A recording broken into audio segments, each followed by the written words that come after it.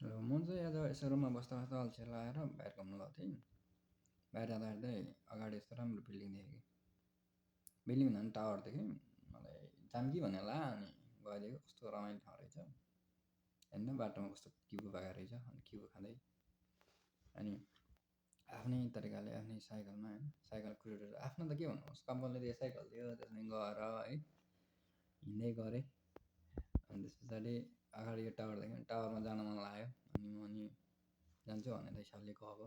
अनि टावरको इन्ट्रान्स गरेँ मैले चाहिँ त्यहाँ अगाडि सरेर अगाडि गएर टिकट लिएँ एन्ट्री गरेँ है। एन्ट्री गरेपछि तपाईँको लिफ्ट वेट गरेर बसेँ एकछिन। यो बिल्डिङमा चढेँ माथि 100 मिटरसम्म जान मिल्दो रहेछ। 100 मिटर पुगेपछि फेरि कस्तो रमाइलो भएछ हेर्नु न एकछिन। 100 मिटरमा पुगेँ। अनि त्यहाँबाट बाहिर भिडियो हेर्दा बाहिरको भ्यू हेर्दै रमाइलो गर्दै है कस्तो खुसी लाग्यो आनन्द के कोही नभए पनि एकदमै रमाइलो के कस्तो रमाइलो ठाउँ रहेछ हेरेँ चारैतिर के कति रमाइलो छ कुरो बल्ल थाहा भयो। अनि रुमदेखि बाहिर निक्लिँदा पो रमाइलो हुँदैन। रुममा बस्दा बस्दा वाक्क दिक्क लाग्छ कहिले के जाँदैछ कहिले कहिले बाहिर जाऊँ भनेको आज चाहिँ भिडियो बनाऊँ भन्ने एउटा सानो सोच भयो भने भिडियो है त्यो पारि चाहिँ म बस्छु है।